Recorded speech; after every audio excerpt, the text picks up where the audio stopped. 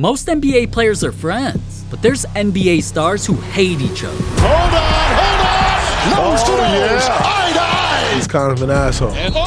He kind of bumped me, and I think it was a dirty play. And Joel Embiid's beef with a star got the player murdered. Everything started in a triple overtime game against the Thunder when Steven Adams fouled out and Embiid waved him off the court. Embiid's certainly aware that it's his sixth personal.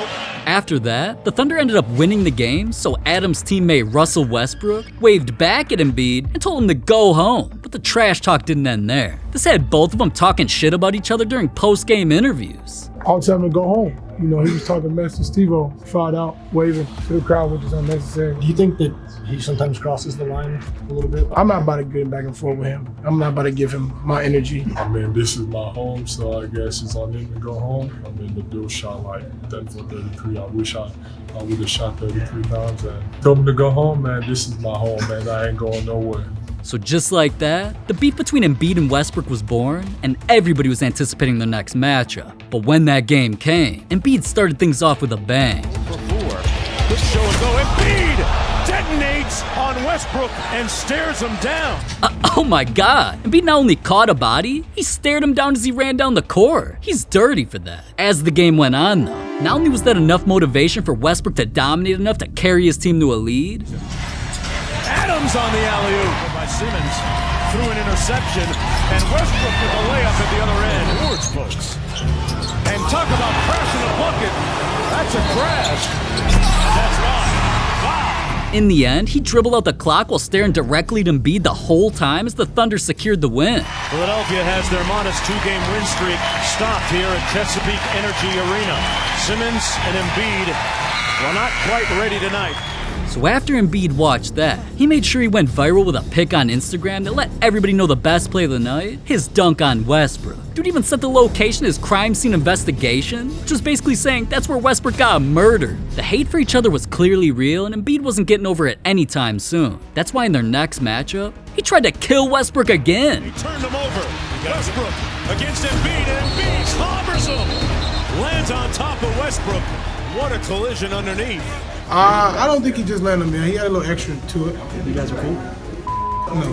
Why he was mad, I have no idea, but he's always in his feelings, so I have no idea. In the end though, their beef is pretty one-sided, because in the 16 games they played against each other, Embiid's pulled off a win 12 times, compared to Westbrook only winning 4 times. It kinda seems like no matter what team Westbrook's on, he just can't ever beat Embiid. Even in the All-Star games, Westbrook gets dominated by him. So I don't see the hate for each other going away anytime soon. And I don't see it going away for Lonzo Ball's beef either, because his hate towards his own teammate ended with a diss track. Don't know who your daddy is, well your ass is getting some.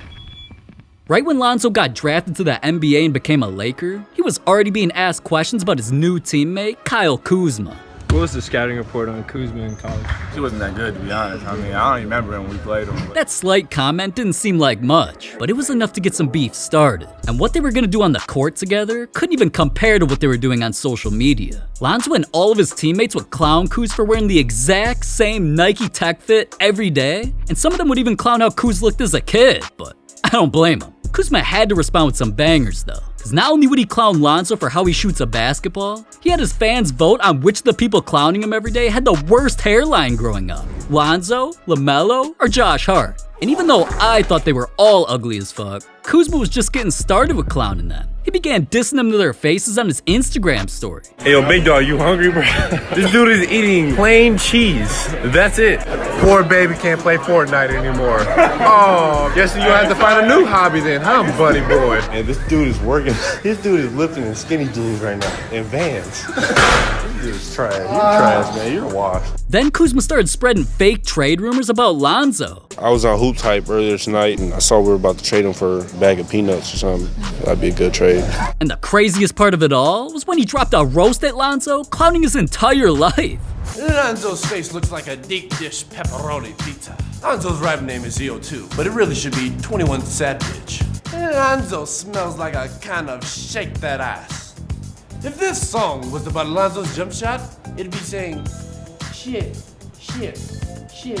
Now jokes like those were definitely personal, so Lonzo wasn't taking any of that. He just hopped in the booth to do something Kuz could never, and clowned him so badly, there was no recovering from this. Who are you without ZO2? just another dude with a bunch of tattoos. Claiming that I can't shoot, but all these words is hitting you. Don't know who your daddy is, well your ass is getting some. We both taking shots, the only difference you ain't hitting none. Trust me boy, I'm not the one. If you the bullet, I'm the gun. If you the pot, I'm cooking some. God damn, Lonzo went in! For the first time, because all of his songs are usually ass. Diamonds on my neck and wrist, they get up. Anyways, this put their beef in the headlines and had many people concerned with the Lakers' future cause of it. It's serious because it exposes their childish tendencies. And obviously, when you're a professional basketball player, particularly considering that you're the Los Angeles Lakers who haven't had any success in recent memory, definitely you can't have these kind of hiccups. Whether it's LeBron, when you're a veteran and you've experienced what they've experienced and you know what's required in order to win, that gives the indication that some babysitting is going to need to take place. So after all that was said, the Lakers forced them to calm down for a sec. And cause they were tired of them hating on each other, they eventually traded Lonzo away anyways. Their beef really broke up the team, man. That's crazy.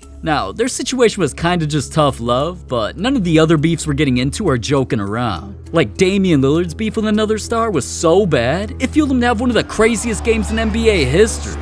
Dame had a secret motivation to destroy the Warriors, and it was all one man's fault, Jordan Poole. 2 years ago, we played against Golden State, and Steph was hurt, Draymond was hurt, and we was playing against him, and he wasn't playing a lot of minutes, but he like did a move, and he scored on me. He hit a 3, and he started talking shit. He said something, so I kind of looked back like, what? I don't talk shit. Like, I don't say nothing, I just play. If somebody say something to me, I'll say something back, but whatever. So I think I had like 40, but we lost at Golden State. I'm at the free throw line, and he's just back there talking. So I turned to him, and I'm like, man, like, shut the fuck, you know what I'm saying? Like, shut up. He was like, make me. Then like, shortly after that, we played him on, I think, MLK Day in Portland, and he was on the bench, and I started the game real slow. And he on the bench, he says, oh, he ain't on shit tonight. That's what he said from the bench. So I turned and looked at him. So then Draymond is sitting next to him, and me and Draymond are real cool. That's where everyone realized Poole f***ed up. What?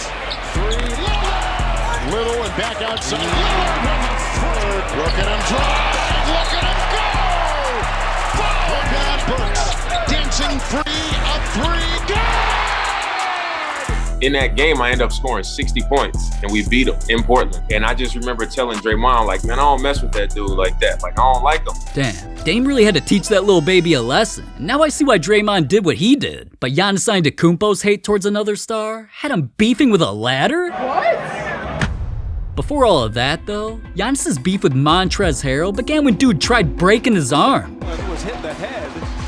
Giannis springs. Oh, and Harrell takes him down hard. Yeah, and Giannis was hurt so badly he couldn't even get up, so his teammates had to trash talk for him. Montrez definitely made that dirty play on purpose. And even though Giannis kept his cool that time, eventually when Montrez got traded to the 76ers, both dudes faced off again, where their beef went to another level. During the game, Giannis played like ass. He missed 11 of his 15 free throws and completely choked away the win. So afterwards, he wanted to put in some much needed overtime to practice. The only problem was, Giannis was practicing on his opponent's court. I was shooting, and while I was shooting, I don't bother nobody, I was shooting in my basket, and they come and took the ball from me like I was a little kid. They took my ball on the other side of the court to shoot, and I'm literally looking, I say, this cannot be possible. We are not kids, we are grown, we are all grown adults. All cause of that, Montrez felt like Giannis was disrespecting their home, grabbed Giannis's ball, and things got heated.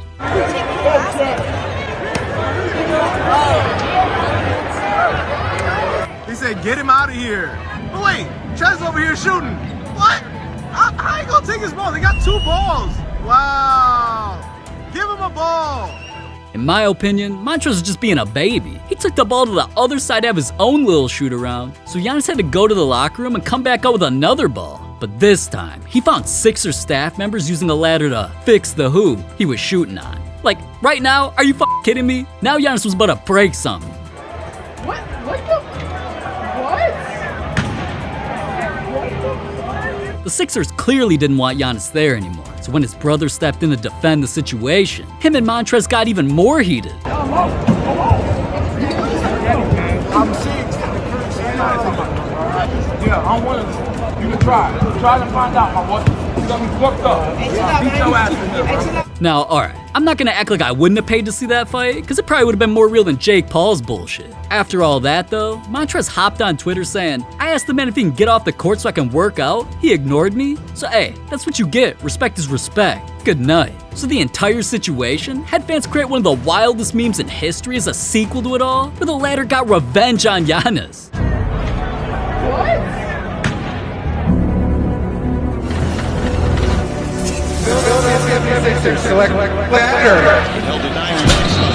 Oh, that's going to be a flagrant move. It's not a basketball play. That is not. Wow. On review, a flagrant foul warranting what has been assessed. Man, a ladder getting revenge is crazy. But not as crazy as Paul George's beef that had him hating on another player because he got fingered by a dude. The beef began in the NBA's bubble when Devin Booker did this in Paul's face. Booker, this is for the win. Got it. That shot one booked the game, had fans going crazy. And pro athletes all around the world were talking about it. So Paul started feeling the pressure getting cooked by a young star, never got over it. And you could tell in their next matchup that the hate was real. Cause in another close game, Paul took a hard foul and started trash talking one of Book's teammates. When Book stepped in though, it turned into him and Paul wanting to fight so badly, they had to be held back by teammates. I don't know what Paul George is really upset about. Now even though the beef delayed the game and the Clippers finished things off with a regular season win, Book got the last laugh in the playoffs when he not only nearly ended Paul's career with a dirty play, the trash talking between them kept going on, and Book's squad eliminated Paul's ass from the postseason. Now, after all of that, their beef did stay quiet for a while, until things took an unexpected turn during a completely different matchup involving a completely different player. One of Paul's close NBA friends, Klay Thompson, got into his own beef with Book. This is what I like to see, two guards going at it, talking junk to one another. Look at Thompson and Booker. Yes, elite two guards. They're still going at it. And look at Booker and look at Klay Thompson continuing to go at one another. What do you think led to him just going there? Like, he got far more upset than you did. I think everything plays into that. It's frustration. I've been there before. You know what they have. They have 4 rings, so they're going to use that and all the trash talk, rightfully so. Now, this beef went viral because in the middle of it all, Klay was bragging about what his fingers do. He held up 4 of them, which represented how he had 4 championship rings compared to Book's 0. He's wild for that. And this became a big enough deal for Paul to invite Klay onto his podcast to joke about the beef. You low-key a trash talker. What's the favorite bar you dropped on someone in the league? I know Book, you gave him the... Yeah, I was in my feelings though. And Book was time. busting my ass that day. I was not where I needed to be. Yeah. Stuff doesn't age well. Now that it age well for me, like, I don't need to be flexing 4 rings, bro. Like, everybody know that. And we all get insecure at times. I man have to admit that we all have our moments of weakness. So I'm not really proud of that one. Now, even though Klay regretted his trash talk with Book, it seemed like Paul was only trying to instigate things so he could clickbait his title, make Book look bad, and the podcast would get more views. That kinda sounds like me. But anyways, Book commented on a post of the clip saying, "Is that the answer you was looking for?" And after that went viral, at first Paul acted like he had no idea what dude was even talking about. My thoughts on Booker's comments. I mean, he didn't really say nothing other than that what you wanted to hear. I don't really care. That's Klay's answer. I asked a question, Klay gave his response. That's Klay's answer. I don't know what that was supposed to mean. Sorry ass response. With him capping like that though, the beef was clearly not over. So a reporter made things worse by saying they should just settle things in a game of 2K, and eventually that led to Paul letting us know how he really felt. Ronnie 2K was recently talking about you. He said that he's not sure if you're the best NBA 2K-er now, and he actually said he doesn't know if Devin Booker is better than you. Well, only one way to find out. Would you play Devin in an NBA 2K game? Nah. Is there anything that you would want to clear up about that moment? Have you all been able to speak? I don't know where it took the turn. Things got heated when we played, conversation sparked. Again, this goes down to respect line, and me and Devin always been good. Well, he was little bro when he came in the league, and then all of a sudden, the temperature changed, and to where now it's a line that was passed. To go off that question, it was just me asking Klay. Obviously, it was about that moment, and his answer was his answer. But I'm never looking to do clickbait stuff. Whatever Klay's answer was, that was his answer. But again, he took it upon himself to be seen or heard in that moment. Now it is what it is. It's stuck. If it's up, then it's stuck. Damn, I doubt the hate for each other will ever end. But players are nothing compared to the 2 NBA teams beefing over who daddy is. But in these playoffs, he became the Lakers' daddy. The Lakers and Nuggets beef has been brewing for a while, because a few years ago in the bubble, not only were they trash-talking each other, the Lakers hit crazy shots against them to eventually end their playoff run. It in. Here's Davis, 4-3 in the win. Oh, it's good! Anthony Davis has won it for the Lakers! Even though the Nuggets played great, the Lakers were all anybody cared about, and eventually they won a championship, so the Nuggets season was completely forgotten. Now, they could have been salty, but they just used it as motivation to become better than ever, and they took the 2023 season by storm, dominating everybody in their way, except the Lakers. When they played, Mike's caught LeBron trash-talking him during the game,